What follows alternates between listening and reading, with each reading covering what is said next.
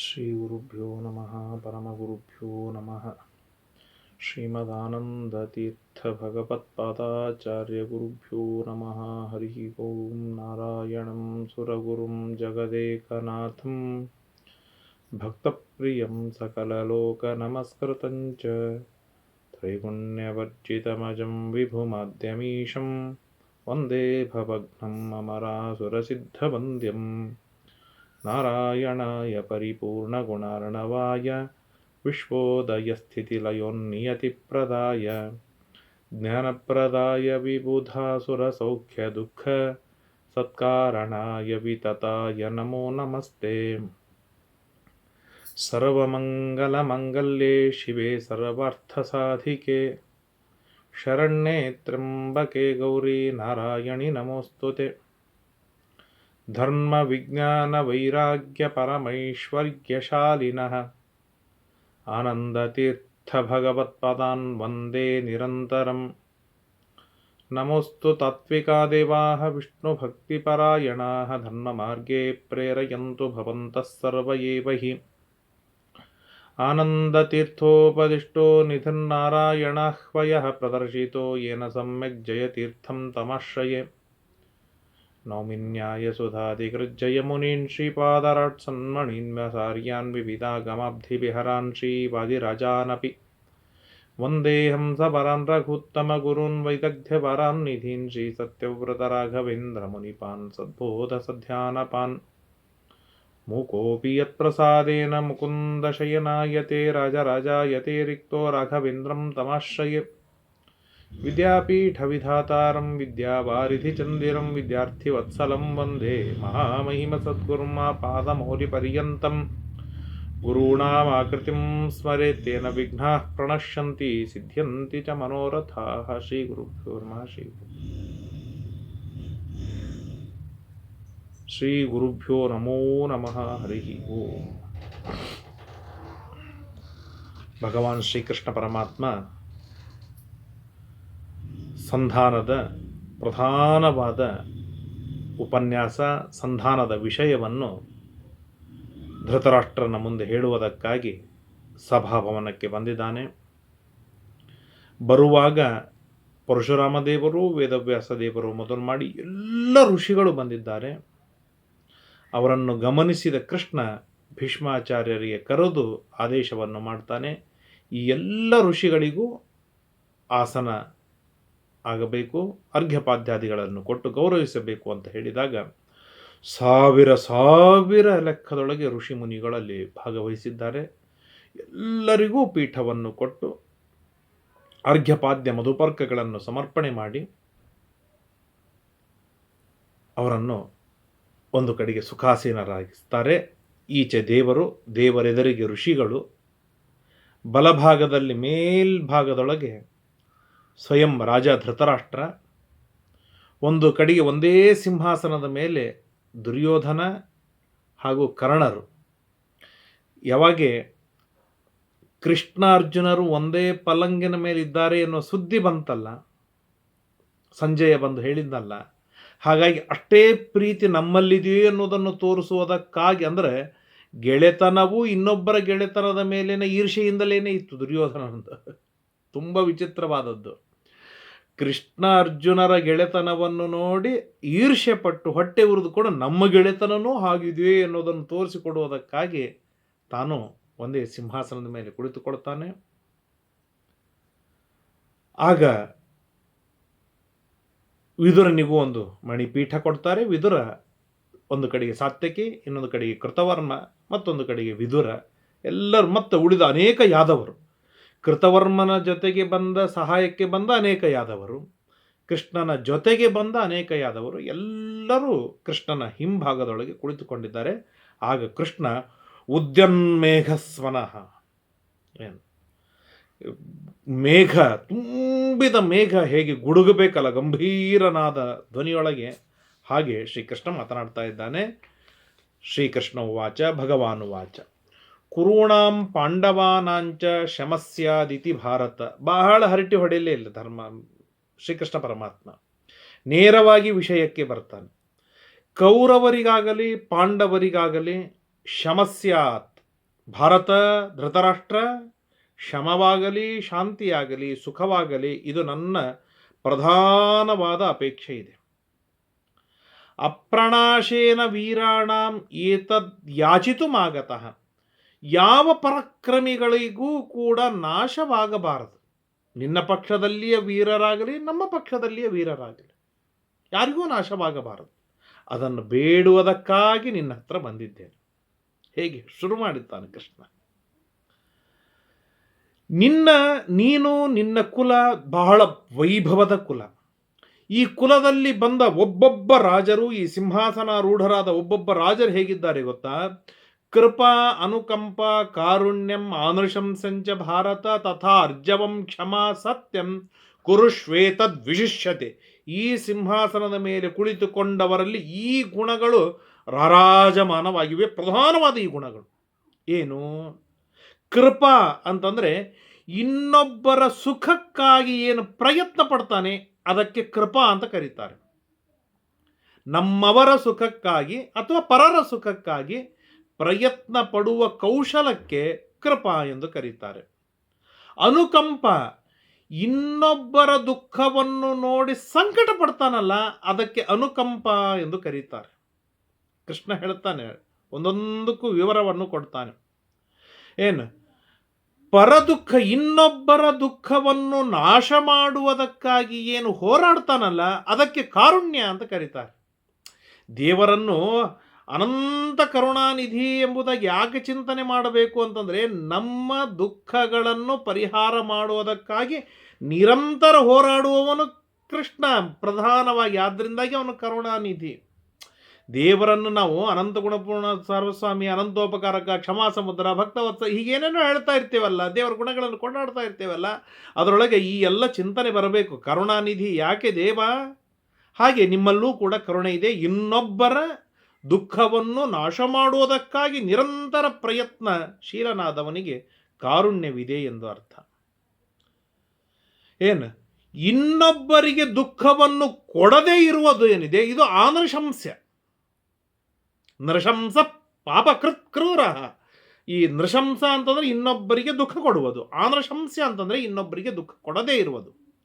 ಕ್ಷಮ ಅಂತಂದರೆ ಕ್ರೋಧ ಅಸಮುತ್ಥಿತಿ, ಸಿಟ್ಟು ಬಾರದೇ ಇರೋದು, ಸಿಟ್ಟು ಹುಟ್ಟಿಕೊಳ್ಳದೇ ಇರುವುದೇ ಇದು ಕ್ಷಮ. ಹಾಗೂ ಸತ್ಯ, ಸಜ್ಜನರಿಗೆ ಸತಾಮ್ಯದ್ ಹಿತಂ ತತ್ ಸತ್ಯಂ, ಅದು ಸತ್ಯ. ಈ ತರಹದ ಗುಣಗಳಿಂದ ಭೂಯಿಷ್ಠರಾದವರು, ವಿಶಿಷ್ಟರಾದವರು ರಾಜ, ನಿನ್ನ ವಂಶದಲ್ಲಿ ಎಲ್ಲರೂ ಹಾಗೆ ನೀನು ಇದ್ದೀಯ.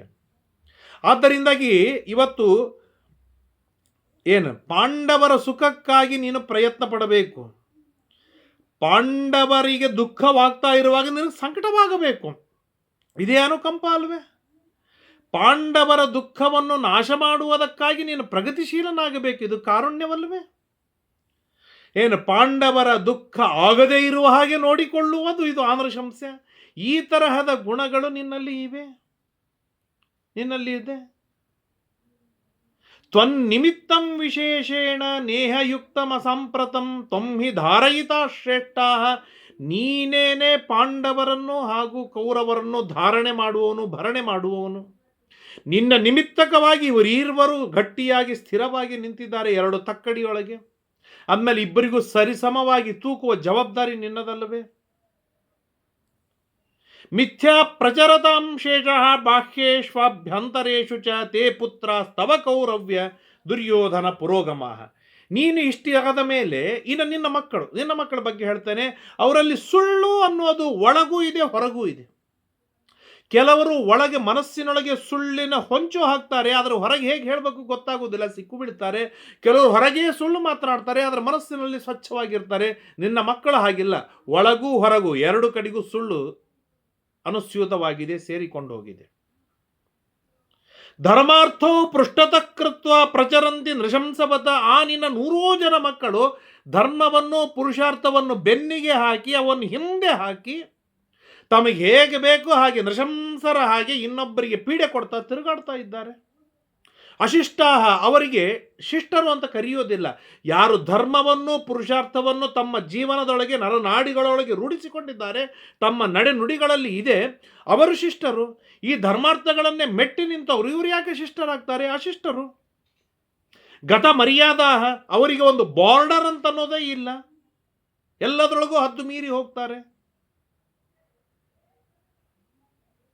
ಯಾಕೆ ಇಷ್ಟೆಲ್ಲ ಅಂತಂದರೆ ಲೋಭೇನ ಹತಚೇತಸಃ, ಇನ್ನೊಬ್ಬರ ಐಶ್ವರ್ಯದ ಮೇಲಿನ ಆಸೆಯಿಂದ ತಮ್ಮ ಬುದ್ಧಿವಂತಿಕೆಯನ್ನೇ ಕಳೆದುಕೊಂಡು ಬಿಟ್ಟಿದ್ದಾರೆ, ತಮ್ಮ ನಿರ್ಣಯ ಶಕ್ತಿಯನ್ನು ಕಳೆದುಕೊಂಡಿದ್ದಾರೆ, ಸಾರಾಸಾರ ವಿವೇಕವನ್ನು ಹಾಳು ಮಾಡಿ ಹಾಕಿಕೊಂಡಿದ್ದಾರೆ.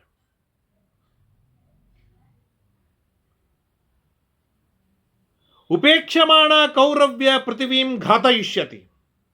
ಇನ್ನೂ ನೀನೇನಾದರೂ ದುರ್ಯೋಧನನ್ನು ಉಪೇಕ್ಷೆ ಮಾಡಿದೀ ಅಂತಾದರೆ ಇಡೀಯಾದ ಪೃಥ್ವಿಯನ್ನು ನೀನೇ ನಾಶ ಮಾಡಿ ಹಾಕಿದ್ದಕ್ಕೆ ನೇರ ಹೊಣೆಗಾರನಾಗ್ತೀಯ ಧೃತರಾಷ್ಟ್ರನ ಮುಖವನ್ನು ನೋಡ್ತಾ ಹೇಳ್ತಾ ಇದ್ದಾನೆ. ನ ದುಷ್ಕರೋ ಶಮೋ ಹ್ಯತ್ರ ಮತೋ ಮೇ ಭರತರ್ಷಭ. ಧೃತರಾಷ್ಟ್ರ, ಒಂದು ಹೇಳ್ತೇನೆ ಕೇಳಿಲಿ, ಈ ಪರಿಸ್ಥಿತಿಯೊಳಗೆ ಸಂಧಿ, ಶಮ, ಶಾಂತಿ ಅನ್ನೋದು ತುಂಬ ಕಠಿಣವಾದದ್ದು. ಯಾಕೆ?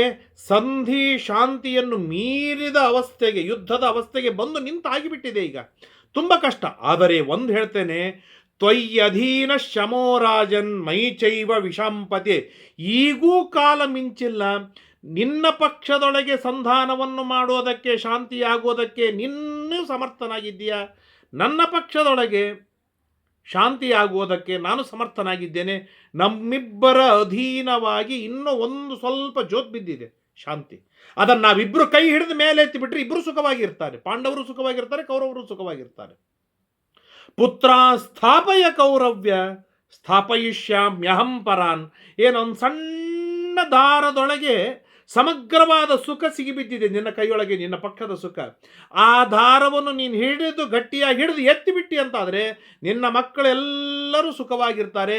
ಅದೇ ರೀತಿಯಾಗಿ ಪಾಂಡವರನ್ನು ಸಂತೋಷಪಡಿಸೋದು, ಸುಖವಾಗಿಡೋದು ನನ್ನ ಹೊಣೆಗಾರಿಕೆ, ನನ್ನ ಜವಾಬ್ದಾರಿಯಾಗಿದೆ.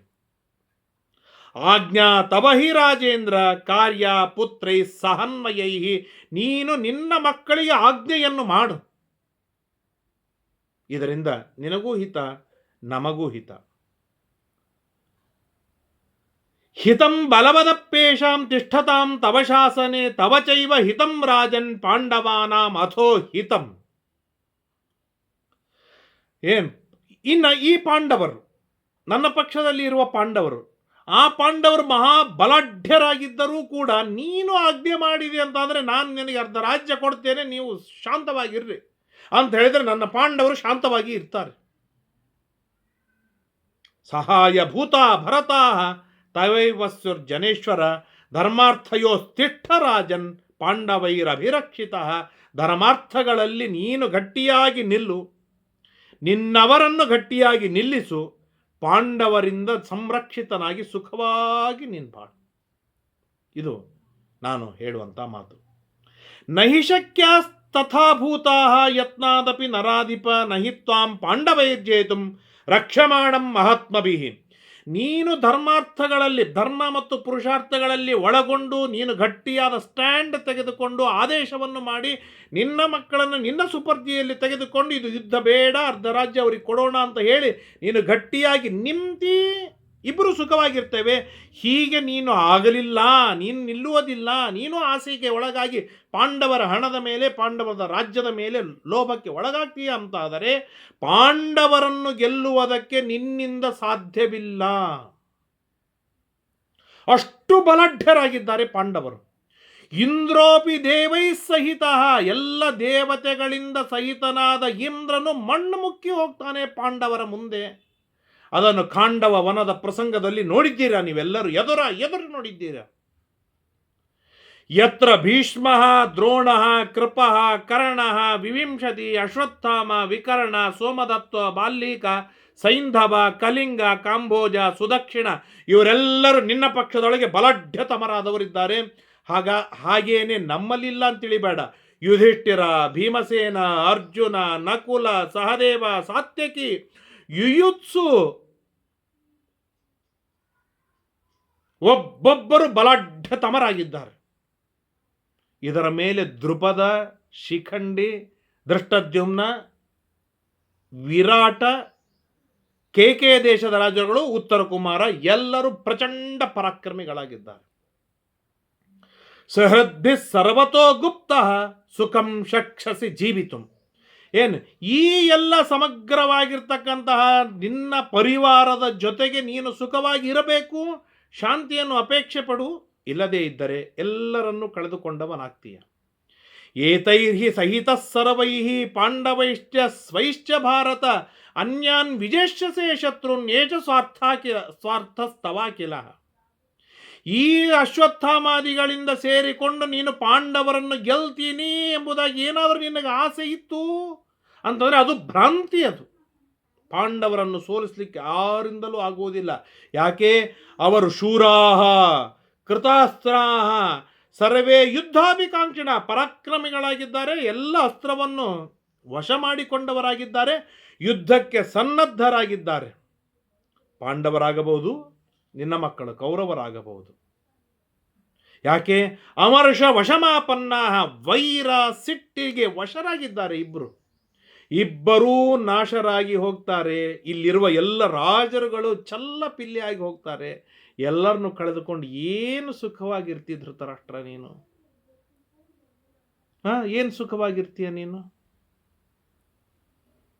ಶಿವೇನೇಮೇ ಭೂಮಿಪಾಲಾಹ ಸಮಾಗಮ್ಯ ಪರಸ್ಪರಂ ಸಹ ಭುಕ್ತ್ವಾಚ ಪೀತ್ವಾಚ ಪ್ರತಿಯಾಂತು ಯಥಾಗ್ರಹಂ. ಇಲ್ಲಿ ಏನು ಎಲ್ಲ ಸಾವಿರ ಜನ ರಾಜರುಗಳು ಬಂದಿದ್ದಾರಲ್ಲ, ಅವರು ಸುಖವಾಗಿ ಇರಲಿ, ವೈಭವದಿಂದ ನಿಮ್ಮ ಜೊತೆಗೆ ಅನ್ಯೋನ್ಯವಾಗಿ ಊಟ ಮಾಡಲಿ, ವಿಹಾರವನ್ನು ಮಾಡಲಿ, ಖುಷಿಯಾಗಿ ತಮ್ಮ ಮನೆಗೆ ಹೋಗಲಿ ಅಲ್ಲ. ಯಾಕೆ ಯುದ್ಧ ಬೇಕಿದು? ತದೇಯತೆ ಭವತ್ವದ್ಯ ಸಂಧತ್ಸ್ವ ಭರತರ್ಷಭ. ಆದ್ದರಿಂದಾಗಿ ಇಷ್ಟೆಲ್ಲ ಲಾಭಗಳಿವೆ. ಆದ್ದರಿಂದಾಗಿ ಪಾಂಡವರಿಗೆ ಅಪೇಕ್ಷಿತವಾದದ್ದನ್ನು ಕೊಟ್ಟು ಸಂಧಿಯನ್ನು ಯಶಸ್ವಿಯಾಗಿ ಗೊಳಿಸು. ಬಾಲಾಹ ಪಿತ್ರಾವಿಹೀನಾಹ ತ್ವಯೈವ, ನಿನ್ನಿಂದಲೇನೆ ಪರಿವರ್ಧಿತಾ. ತಂದೆಯನ್ನು ಕಳೆದುಕೊಂಡ ಪಾಂಡವರು ನಿನ್ನಿಂದಲೇನೆ ಬೆಳೆದಿದ್ದಾರೆ, ಅಭಿವೃದ್ಧರಾಗಿದ್ದಾರೆ. ತಾನ್ ಪಾಲಯ, ಅವರನ್ನು ರಕ್ಷಣೆಯನ್ನು ಮಾಡಬೇಕಲ್ವ, ನಿನ್ನ ಜವಾಬ್ದಾರಿ ಅಲ್ವಾ ಅವರ ರಕ್ಷಣೆ. ಮೊದಲಿನಿಂದಲೂ ಅವರು ನಿನ್ನ ಮಕ್ಕಳು ಅಂತೇಳಿ ಪ್ರೀತಿಯಿಂದ ನೋಡಿಕೊಂಡು ಬಂದಿದ್ದೀಯ. ಭವತೈವ ಹಿ ರಕ್ಷಾಸ್ತೆ ವ್ಯಸನೇಶು ವಿಶೇಷತಃ. ನೀನೇ ರಕ್ಷಣೆಯನ್ನು ಮಾಡಬೇಕು. ವಿಶೇಷವಾಗಿ ಅವರು ದುಃಖಿತರಾದಾಗ ವಿಶೇಷವಾಗಿ ಕೈ ಹಿಡಿದು ನೀನು ರಕ್ಷಣೆ ಮಾಡಬೇಕಲ್ವೇ ಪಾಂಡವರನ್ನು. ನಿನ್ನ ಶಾಸನದಿಂದ, ನಿನ್ನ ಆಜ್ಞೆಯಿಂದ, ನಿನ್ನ ಪ್ರೀತಿಗಾಗಿ 12 ವರ್ಷ ವನದೊಳಗೆ ಇದ್ದಾರೆ, 1 ವರ್ಷ ಅಜ್ಞಾತವಾಸದೊಳಗೆ ಎಲ್ಲ ಜನರ ಮಧ್ಯದೊಳಗೆ ಇದ್ದಾರೆ. ಯಾರಿಗೂ ಗೊತ್ತಾಗದೇ ಇರುವ ಹಾಗೆ ಎಷ್ಟು ಕಷ್ಟಗಳನ್ನು ಅನುಭವಿಸಿದ್ದಾರೆ. ಇದು ಕೇವಲ ನಿನ್ನ ಕಾರಣಕ್ಕಾಗಿ ಅಲ್ವಾ, ನಿನ್ನ ಶಾಸನೆಗಾಗಿ ಅಲ್ವಾ? ಅಂದಮೇಲೆ ನಿನ್ನ ಶಾಸನೆಗಾಗಿ ಅವರು ಇಷ್ಟು ಪರಿಪಾಲನೆಯನ್ನು ಮಾಡಿದಾಗ ನಿನ್ನ ಶಾಸನೆ ಮುಗೀತಲ್ವಾ? ಅಂದಮೇಲೆ ಅವರಿಗೆ ಒಪ್ಪಿಸ್ಬೇಕಲ್ವ ತಾನೆ? ನಿಂದು ಏನಿತ್ತು ಕಂಡೀಷನ್ನು? 12 ವರ್ಷ ವನವಾಸ, 1 ವರ್ಷ ಅಜ್ಞಾತವಾಸ. ಈ ಲೆಕ್ಕದೊಳಗೆ ಈ ಜೂಜಾಟದಲ್ಲಿ ಸೋತರೆ ಪಾಂಡವರು ಸೋತರು. 12 ವರ್ಷ ವನವಾಸವಾಯಿತು, 1 ವರ್ಷ ಅಜ್ಞಾತವಾಸ ಆಯಿತು. ಅಂದಮೇಲೆ ಅವರ ರಾಜ್ಯ ಅವರಿಗೆ ಬಂದ್ಬಿಡಬೇಕಲ್ವ ನ್ಯಾಯಯುತವಾಗಿ. ಪಾಂಡವರು ನಿನ್ನ ಬಗ್ಗೆ ತಂದೆಯನ್ನು ಎಷ್ಟು ಗೌರವದಿಂದ ಇದ್ದಾರೆ ಎನ್ನುವುದನ್ನು ನಿನಗೆ ಎಷ್ಟು ಗೊತ್ತೋ ಅದಕ್ಕಿಂತಲೂ 100 ಪಟ್ಟು ಹೆಚ್ಚು ಇಲ್ಲಿ ಕುಳಿತುಕೊಂಡಿರ್ತಕ್ಕಂಥ ಎಲ್ಲ ಬ್ರಾಹ್ಮಣರಿಗೆ, ಋಷಿಗಳಿಗೆ ಗೊತ್ತು. ಕೇಳಿ ನೋಡು ನೀನು ಅವರಿಗೆ. ತಚ್ಚನೋ ಬ್ರಾಹ್ಮಣ ವಿದುಹು, ಬ್ರಾಹ್ಮಣರು ತಿಳಿದುಕೊಂಡಿದ್ದಾರೆ. ತಸ್ಮಿನ್ನ ಸಮಯೇ ತಿಷ್ಠ ಸ್ಥಿತಾನಾಂ ಭರತರ್ಷಭ ನಿತ್ಯಂ ಸಂಕ್ಲೇಶಿತ ರಾಜನ್ ಸ್ವರಾಜ್ಯಾಂಶಂ ಲಭೇಮಹಿ. ನಿನ್ನಿಂದ ತುಂಬ ಕಷ್ಟವನ್ನು ಅನುಭವಿಸಿದ್ದಾರೆ. ಹೀಗೆ ನಮ್ಮ ರಾಜ್ಯವನ್ನು ನಾವು ಪಡೆದುಕೊಳ್ಳುವಂಥ ಸಮಯವಿದೆ. ಇನ್ನೊಂದು ಕೇಳಲ್ಲಿ ಹೇಳ್ತೇನೆ. ಗುರೋರ್ ಗರೀಯಸಿ ವೃತ್ತಿರ್ ಯಾಚ ಶಿಷ್ಯಸ್ಯ ಭಾರತ ವರ್ತಾಮಹೇ ತ್ವಯಿ ತಾಂಚ ತ್ವಂಚ ವರ್ತಸ್ವ ನಸ್ತಥ. ಪಾಂಡವರು ನಿನ್ನನ್ನು ಗುರು ಹಿರಿಯ ಎಂಬುದಾಗಿ ಭಾವಿಸಿದ್ದಾರೆ. ಅದೇ ರೀತಿಯಾಗಿ ಶಿಷ್ಯರು ಹೇಗೆ ಇರಬೇಕೋ, ಮಕ್ಕಳು ಹೇಗಿರಬೇಕೋ ಹಾಗೆ ನಿನ್ನಲ್ಲಿ ಚೆನ್ನಾದ ವೃತ್ತಿಯೊಳಗೆ ಇದ್ದಾರೆ. ಹೌದು ತಾನೆ? ನಿನಗೆ ಗೊತ್ತಲ್ವೇ?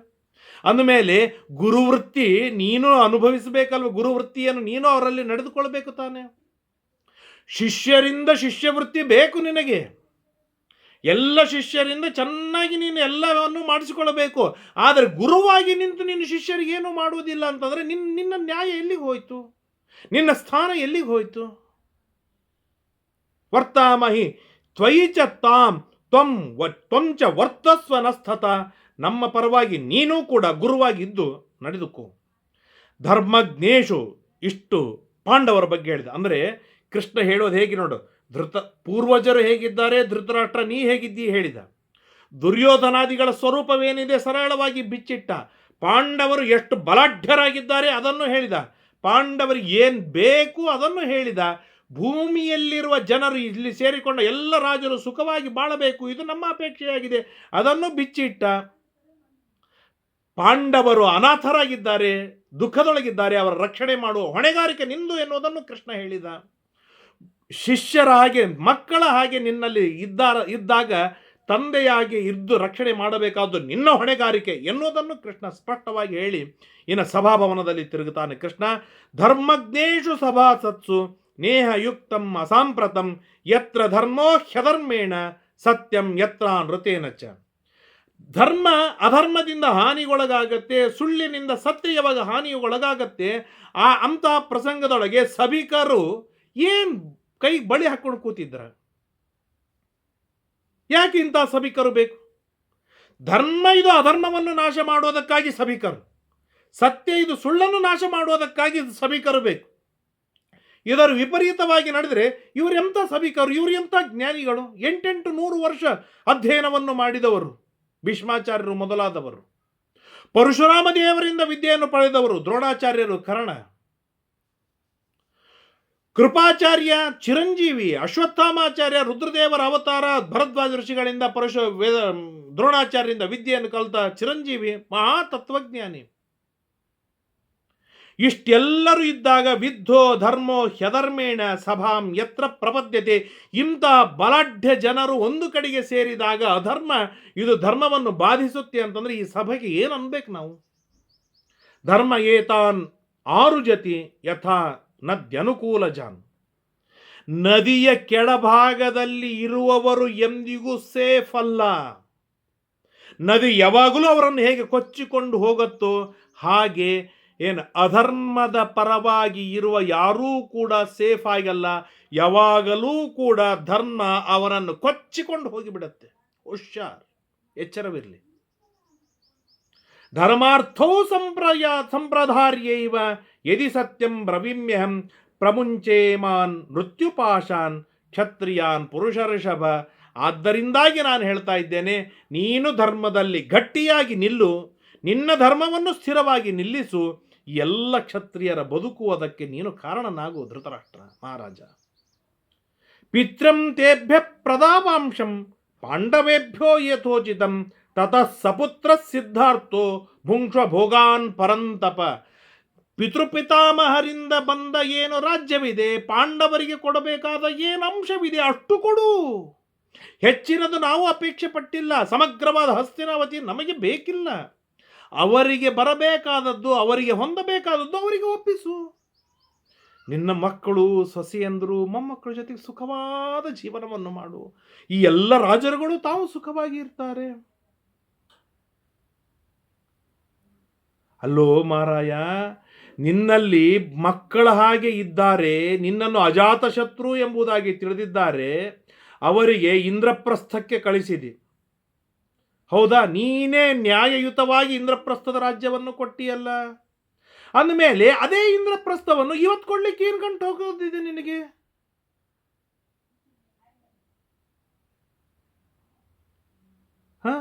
ಆ ಇಂದ್ರಪ್ರಸ್ಥದೊಳಗೆ ಪಾಂಡವರು ಇರುವಾಗ ಎಂದಾದರೂ ನಿನ್ನ ಮೀರಿ ಹೋಗಿದ್ದಾರೇನ? ನಿನ್ನ ಜೊತೆಗೆ ಯುದ್ಧಕ್ಕೆ ಬಂದಿದ್ದಾರೇನ? ನಿನ್ನಿಂದ ಟ್ಯಾಕ್ಸ್ ತೆಗೆದುಕೊಂಡಿದ್ದಾರೇನ? ರಾಜಸೂಯ ಯಾಗದೊಳಗೆ ನಿನ್ನನ್ನು ಎದುರಿನ ಪಾರ್ಟಿ ಎಂಬುದಾಗಿ ಅವರು ಎಂದಾದರೂ ಪರಿಗಣಿಸಿದರ? ಇಲ್ಲಲ್ಲ. ಇಡೀ ಭೂಮಂಡಲವನ್ನು ತಿರುಗಿ ಏನೆಲ್ಲ ಯಾರೆಲ್ಲ ರಾಜರುಗಳನ್ನು ಮೆಟ್ಟಬೇಕೋ ಮೆಟ್ಟಿ ಹಾಕಿ ಸಮಗ್ರವಾದ ಭೂಮಂಡಲದ ಕರವನ್ನು ನಿನಗೆ ತಂದು ಸಮರ್ಪಣೆಯನ್ನು ಮಾಡಿ ಇಡೀ ರಾಜ್ಯವನ್ನು ದೊಡ್ಡದಾಗಿ ವಿಸ್ತಾರ ಮಾಡಿದ್ದು ಇದೇ ಪಾಂಡವರು ತಾನೇ. ಯಾಕೆ ಪಾಂಡವರಿಗೆ ಇಷ್ಟು ಅನ್ಯಾಯ? ಪಾಂಡವರು ಊರಿಗೆ ಬಂದಾಗ ಮನೆಯಲ್ಲಿ ತೆಗೆದುಕೊಳ್ಳಿಕ್ಕೆ ನೀನು ಸಿದ್ಧನಾಗಲಿಲ್ಲ. ಇದೇ ವೇದವ್ಯಾಸ ದೇವರು ಬಂದು ಅವರು ಪಾಂಡವರನ್ನು ಸ್ವೀಕಾರವನ್ನು ಮಾಡಿದರು. ಆಗ ಗಪ್ ಕುಳಿತುಕೊಂಡ್ರಿ ನೀವು. ಆ ಪಾಂಡವರು ಹುಟ್ಟುವಾಗಲೇನೆ ಬದುಕಿದಾಗಲೇನೆ ಸಾಯಬೇಕು ಎಂಬುದಾಗಿ ಎಷ್ಟು ಪ್ರಯತ್ನವನ್ನು ಮಾಡಿದಿರಿ. ಸಣ್ಣವರಿದ್ದಾಗಲೇನೆ ಅವರನ್ನು ಸಾಧಿಸುವುದಕ್ಕಾಗಿ ಎಷ್ಟು ಪ್ರಯತ್ನವಾಯಿತು ನಿಮ್ಮಿಂದ.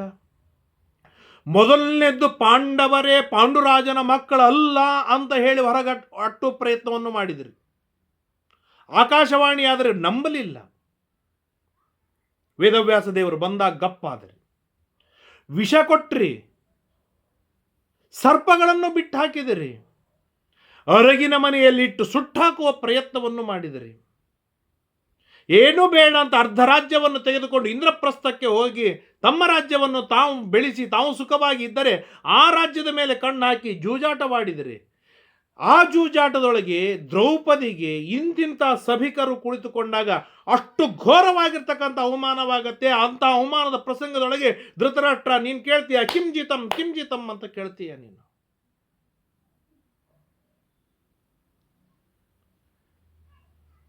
ಈ ಸಭೆ ಇಂಥ ದೊಡ್ಡ ದೊಡ್ಡ ಸಭಿಕರು ಇದ್ದಾಗ ಭೀಷ್ಮಾಚಾರ್ಯ, ದ್ರೋಣಾಚಾರ್ಯ, ಅಶ್ವತ್ಥಾಮ, ಕೃಪಾಚಾರ್ಯ, ಬಾಲ್ಮೀಕ ಮೊದಲಾದ ಪ್ರಚಂಡ ತಮರಾಗಿರ್ತಕ್ಕಂಥ ರಾಜರುಗಳ ಮಧ್ಯದೊಳಗೆ ಏಕವಸ್ತ್ರೆಯಲ್ಲಿ ಇರುವ ದ್ರೌಪದಿಯನ್ನು ಎಳೆತರ್ತೀರ, ಗಾಂಧಾರಿ ಎದುರಿಗೆ ಇದ್ದಾಗ ಎಳೆತರ್ತೀರ.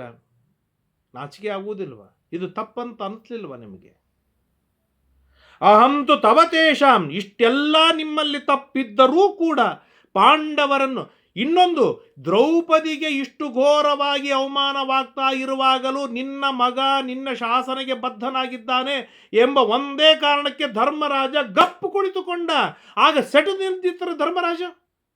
ಒಂದೇ ಒಂದು ಕಣ್ಣು ಸೊನ್ನೆ ಭೀಮನ ಕಡೆಗೆ ಮುಖ ಮಾಡಿ ನೋಡಿದರೆ ಅವತ್ತೇ ದುರ್ಯೋಧನ ಇರ್ತಿದ್ನ. ಇವತ್ತಿಗೆ 12-13ನೇ ವರ್ಷದ ಶ್ರಾದ್ದವಾಗಿರ್ತಿತ್ತು ದುರ್ಯೋಧನಂದು. ಆದರೆ ಅವನು ಧರ್ಮಕ್ಕೆ ಪುರುಷಾರ್ಥಕ್ಕೆ ಬದ್ಧನಾದದ್ದರಿಂದಾಗಿ ಉಸಿರಾಡದೇನೆ ಒಂದು ಮಾತಾಡದೇನೆ ಭೀಮ ಸಿಟ್ಟಾದರೆ ಭೀಮನ್ ಬಾಯಿ ಮುಚ್ಚಿ ಗಪ್ ಕೂಡಿಸಿದ್ನೇ ಹೊರತು ನಿನ್ನ ಪರವಾಗಿ ಕಣ್ಣೆತ್ತಿ ನೋಡಲಿಲ್ಲ. ಇದು ಪಾಂಡವರ ಧರ್ಮವಿದೆ, ಇದು ಪಾಂಡವರ ನಿಷ್ಠೆ ಇದೆ. ನಿನಗೆ ನಿಷ್ಠರಾಗಿ ಇದ್ದಾರೆ ಪಾಂಡವರು, ಇವತ್ತಿಗೂ ಇದ್ದಾರೆ, ಈಗಲೂ ಇದ್ದಾರೆ. ಆದ್ದರಿಂದಾಗಿ ಅಂಥ ಪಾಂಡವರಿಗೆ ಏನು ಹಿತವಾಗತ್ತೆ, ಅವರ ರಾಜ್ಯವೇನಿದೆ ಅವರಿಗೆ ಕೊಟ್ಟು ಬಿಡು.